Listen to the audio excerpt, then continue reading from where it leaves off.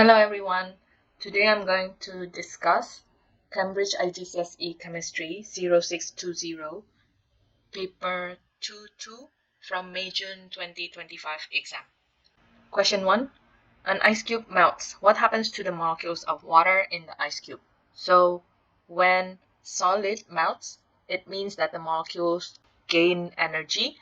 The particles vibrate faster and eventually move more freely because some of the intermolecular forces have been overcome. So answer is C. Question 2. A sample of liquid X is heated to a temperature above boiling point, so this will be in gaseous form. So when X is first heated, the temperature is going to increase until it reaches the boiling point, where the temperature will stay constant for a little bit during the state changes. Once the state has turned to gas, the temperature will rise, okay? And X is then cooled so that it condenses. So when it cools down, the temperature goes down obviously, and at the boiling point it will also condense, and then it freezes. Freezes means it will reach the melting point temperature. Okay, so the graph looks like that. So in this case, answer is D. Question 3. Which row gives the number of proton, electron, and neutron in an atom of zinc? So if you go to the periodic table, you will get the mass number, which is 65, and the proton number or atomic number, which is 30. And the number of proton and electrons are the same as the proton number or the atomic number. So proton and electrons are the same for atoms. Okay.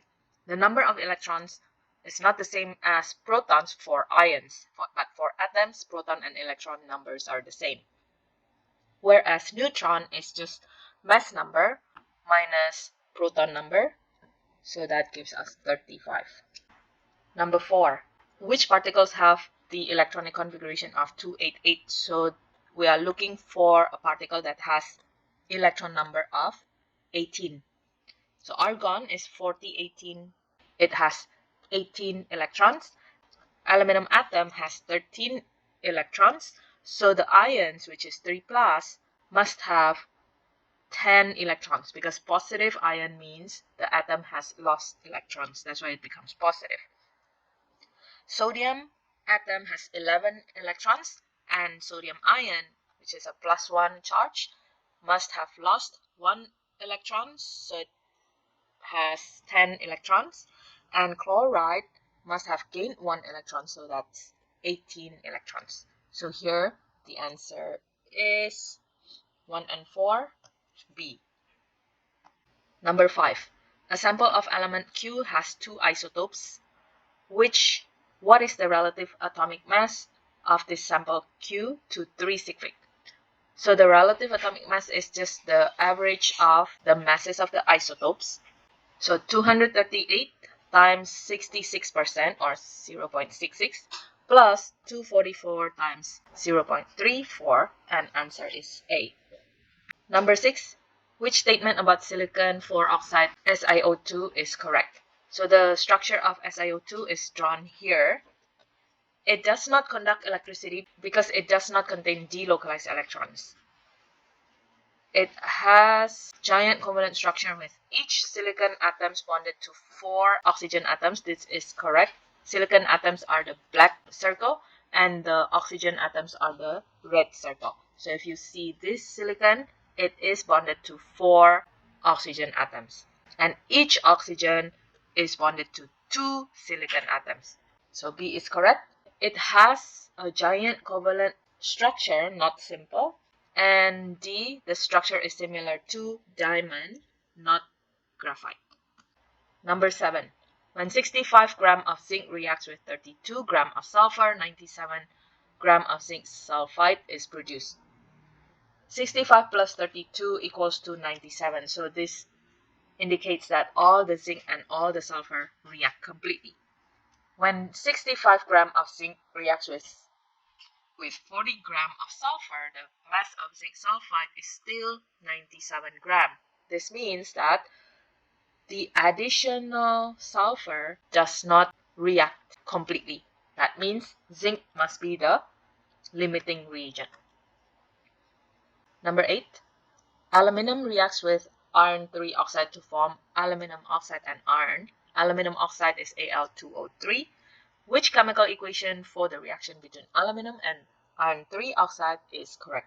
Iron 3 oxide is Fe2O3. So we can eliminate A and B, and D gives us the balanced equation.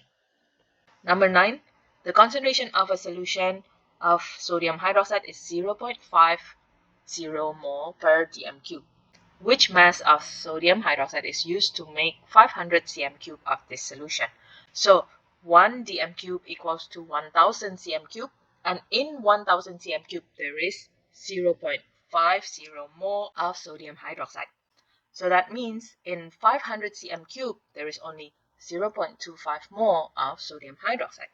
So mass of sodium hydroxide is the mole, which is 0.25 times the molar mass, which is 40. So that gives you 10 grams.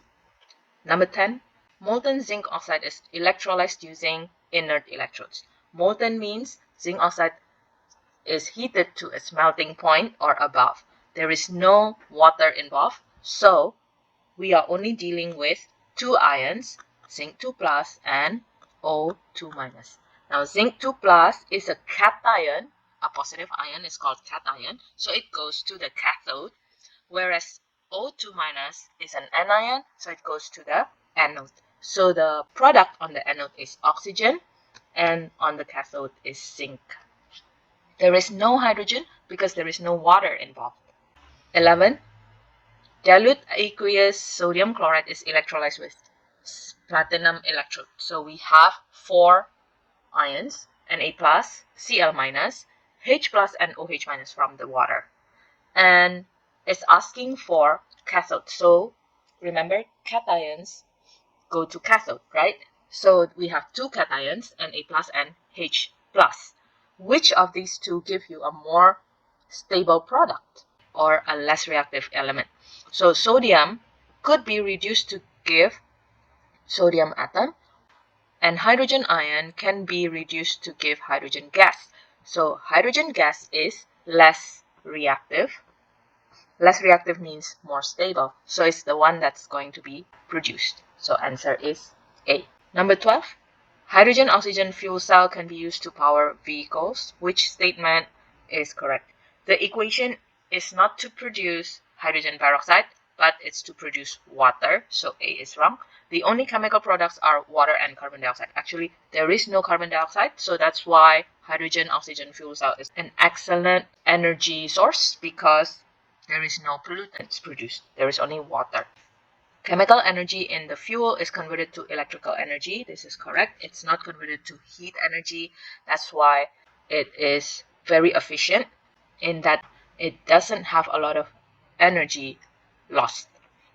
The hydrogen used in hydrogen oxygen fuel is a fossil fuel. No, hydrogen is not a fossil fuel. 13. A reaction pathway diagram is shown. Which row identifies the type of reaction and how the temperature of the surrounding changes? So the energy content of the reactant at first is low, and then during the reaction it gains energy. So gain energy is endothermic. And because energy is gained by the reactant or by the system from the surrounding, so the energy in the surrounding gets less. So the temperature of the surrounding goes down. So temperature decrease. We can only measure the temperature of surrounding by measuring the solution. We cannot measure the temperature of the system. We always measure the temperature of the surrounding. 14. The average bond energy for CH bond is 413. What is the enthalpy change when 1 mole of methane molecule is formed? Okay, bond forming is exothermic. So we're looking for negative value formed from carbon and hydrogen atoms. Now, methane looks like this structure that I wrote here. There are 4 CH bonds, so 4 times 413 is negative 1652 kilojoule. 15. Which statement describes the effect of adding a catalyst to a chemical reaction? So here I drew an example of enthalpy change diagram, and without a catalyst, this reaction will have a higher activation energy, but with catalyst, it will have lower activation energy. So let's take a look at A. The activation energy of the reaction is increased is incorrect. The enthalpy change delta H stays unchanged. This is correct. Only the activation energy is changed, but the delta H remains the same. The frequency of collision between particles is decreased. This is incorrect. Frequency of collisions can be affected by temperature or concentration. D. The kinetic energy of the particles is increased is also incorrect. This can only happen with an increase of temperature. 16. Which row describes the condition used in the manufacture of sulfuric acid by contact process? So vanadium 5 oxide is the catalyst. Iron is for Haber process, the manufacturing of ammonia. Pressure is 2 atmospheric pressure, so it's considered low. Temperature is very hard to tell whether a temperature is high or low because the temperature used is 450 degrees Celsius. In industry, this could be considered low, but here there is only one possible answer, which is D. 17. Which equation shows the underlined species as a reducing agent? A reducing agent gets oxidized, so let's take a look at the change in the oxidation number. In the first equation, iron gets reduced from +3 to 0. In the second equation, iron gets oxidized from 0 to +2. And in the third equation, iron is oxidized from +2 to +3.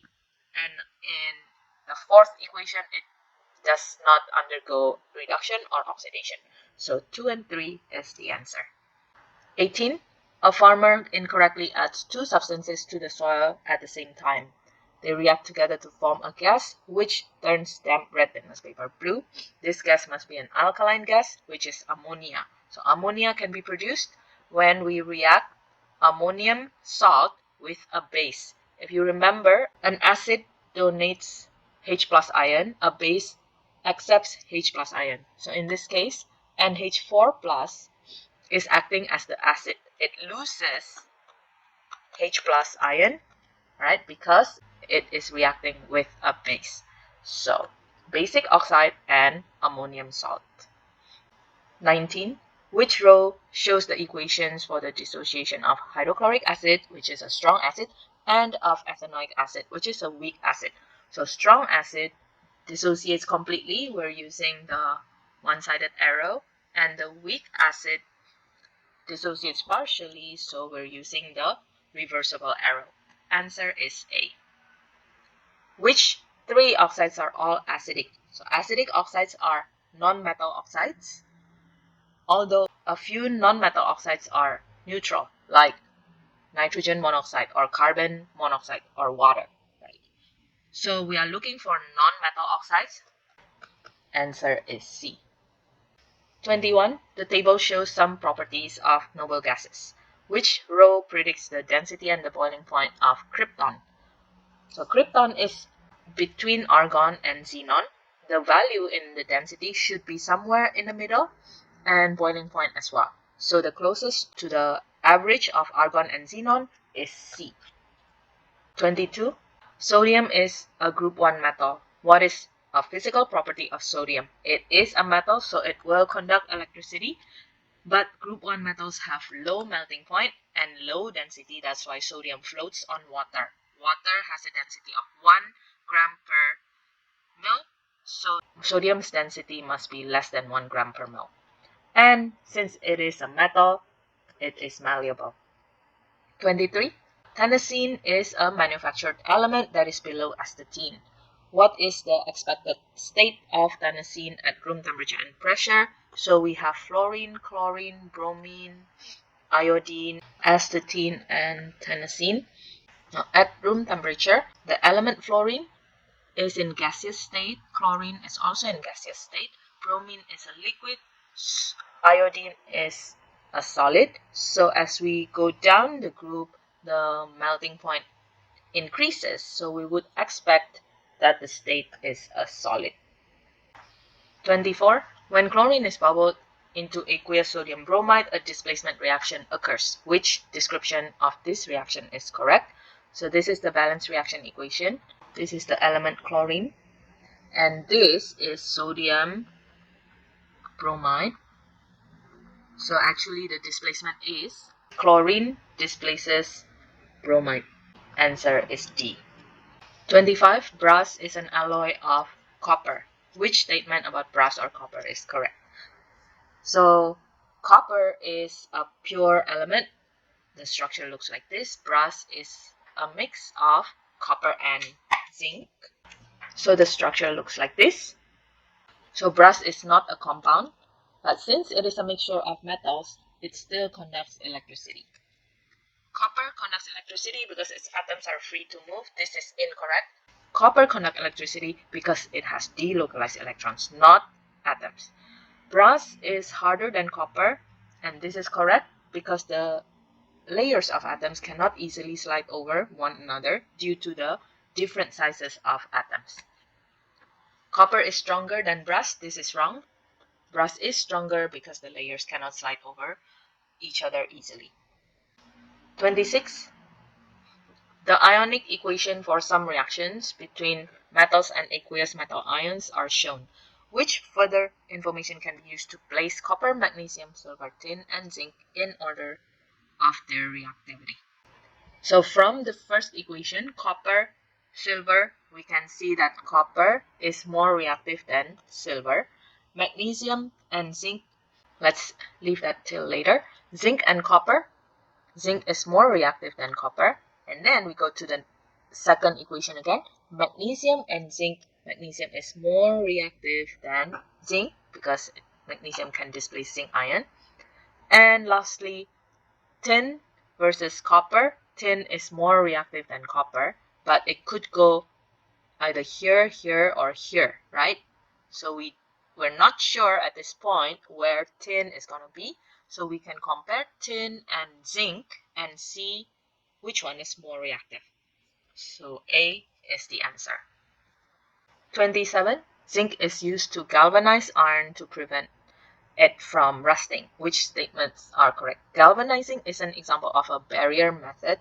Galvanizing is coating of metal with zinc. Okay, so in this case, it's hot dip method in which the metal that we want to protect is dipped into molten zinc, so it covers the whole surface. So in a sense, it could protect the metal by barrier method, but when the zinc is scratched, the iron will not rust very quickly because galvanizing also provides sacrificial protection. Because zinc is more reactive than iron, so it loses electrons and gets oxidized more readily than the iron itself. So 1 and 3 are the correct statements. 28. Which equation represents a reaction that occurs in a blast furnace during the extraction of iron from hematite? There are 3 raw materials that are put into blast furnace in the extraction of iron. So limestone, coke, and hematite. Limestone is heated and it undergoes thermal decomposition to give calcium oxide and carbon dioxide. And then carbon dioxide reacts with coke to produce carbon monoxide. Now this carbon monoxide is acting as the main reducing agent to reduce iron 3 oxide and produce iron, right? And the main impurity in hematite is silicon dioxide or sand, and silicon dioxide is an acidic oxide. It will react with calcium oxide, which is a basic oxide, to produce slag. Okay, so the answer is D. 29. Water is added separately to anhydrous copper 2 sulfate and anhydrous cobalt 2 chloride.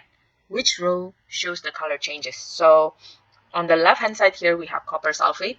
When it's anhydrous is white, when it's hydrated is blue. whereas cobalt 2 chloride, when it's anhydrous, is blue, and when it's hydrated is pink. So answer is C. 30. Gases which cause acid rain form in car engines. These gases can be removed using catalytic converter. Which equation represents the removal of one of these gases using a catalytic converter? So the main gases that are responsible in causing acid rain are nitrogen dioxide and sulfur dioxide. So the answer cannot be C and D. Now, nitrogen dioxide can form when nitrogen monoxide, which is neutral, is oxidized in air around the car engine. And in a catalytic converter, nitrogen monoxide actually reacts with carbon monoxide to produce carbon dioxide and nitrogen. So B is the answer. Carbon dioxide is acidic, but is not acidic enough to cause acid rain. 31. Which statements about carbon dioxide are correct? Carbon dioxide is a greenhouse gas. So let's take a look at these images. In the natural greenhouse effect, the sun radiation will go through the atmosphere and reach Earth. And Earth will re-radiate some of the heat back, and most of the heat re-radiated by the Earth will escape into the space. A little bit of it will be absorbed by the greenhouse gases existing and re-emitted to Earth. This is to keep Earth at a suitable temperature for living organisms. Now, with higher level of greenhouse gases, the re-radiated heat from Earth will mostly be absorbed by the greenhouse gases. Very little of it will escape into space, and these greenhouse gases will re-emit the heat back to Earth. So it's like trapping the heat in the atmosphere and on Earth, causing global warming. So statement 1, carbon dioxide absorbs thermal energy from the Earth. This is correct, and only to re-radiate the heat back to Earth. Carbon dioxide increases the thermal energy lost to space is incorrect. The level of carbon dioxide in the atmosphere has increased due to the burning of fossil fuel, correct. Carbon dioxide is the only gas that causes global warming is incorrect. We also have methane, and actually water vapor is also a greenhouse gas. So 1 and 3 are the correct statements. 32. What is the structural formula of butane 2-ol? So we first draw 4 carbons, and on carbon number 2 there is alcohol. So the answer is D, where this is carbon number 1, 2, 3, and 4. And the alcohol is bonded to carbon number 2. 33. Methanol reacts with ethanoic acid to form an ester. What is the displayed formula for this esters? So we want 1 carbon on the alcohol side and 2 carbons on the carboxylic acid side. So we break all the ester bonds. This part comes from the alcohol, the one with single bond O.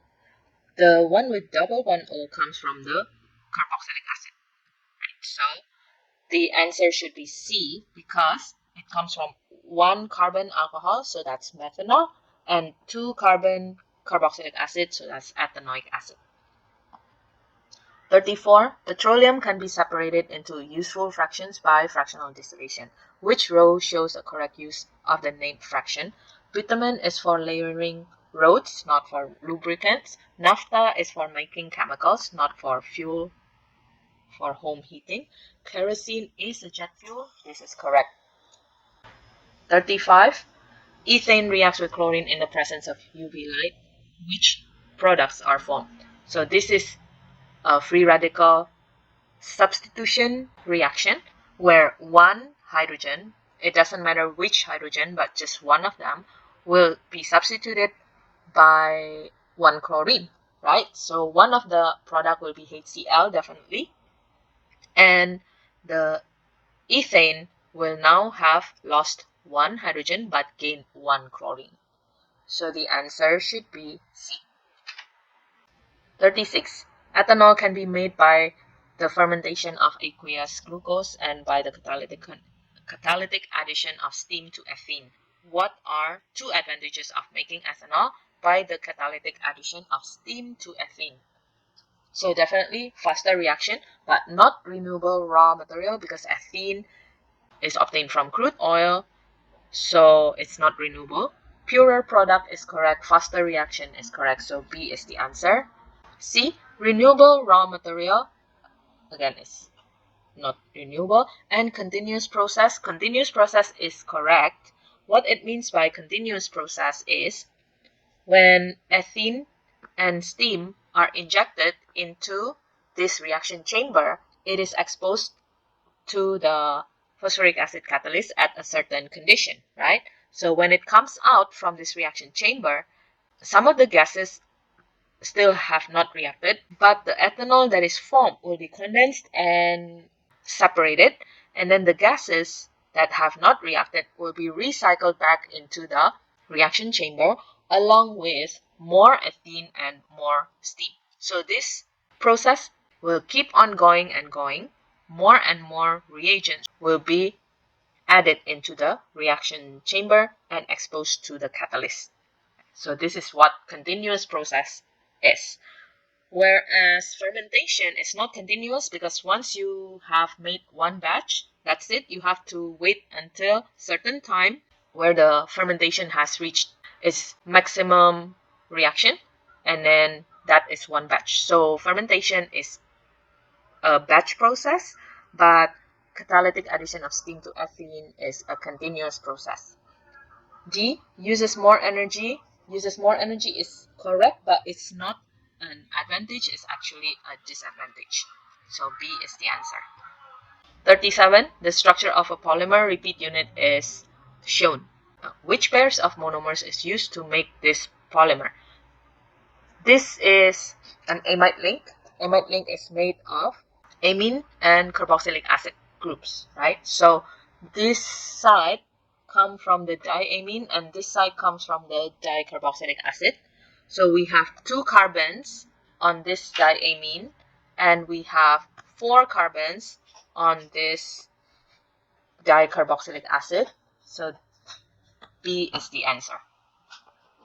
38. Which item of apparatus is used to measure exactly 26.3 cm cube? This is a burette A. It cannot be using B, which is a gas syringe. Gas syringe is for measuring gas volume. C also cannot because C will give you only one accurate volume. And D is a measuring cylinder, so it's not going to give you accurate reading. So A is the answer. 39. A mixture containing an aqueous salt and an insoluble salt is filtered. Which row describes X? X will be the insoluble salt, which is called the residue because it's trapped in the filter paper. And Y is the filtrate. So D is the answer. Pure ethanol has a melting point of -114 and a boiling point of 78 degrees Celsius. What are the melting and boiling points of a sample of ethanol with glucose dissolved in it? So glucose is acting as the impurity. Impurity will elevate or increase the boiling point and depress or decrease the melting point. So melting point should be -116 and boiling point should be higher than 78. So that's 79. Answer is B. Thank you for watching and I'll see you in the next video.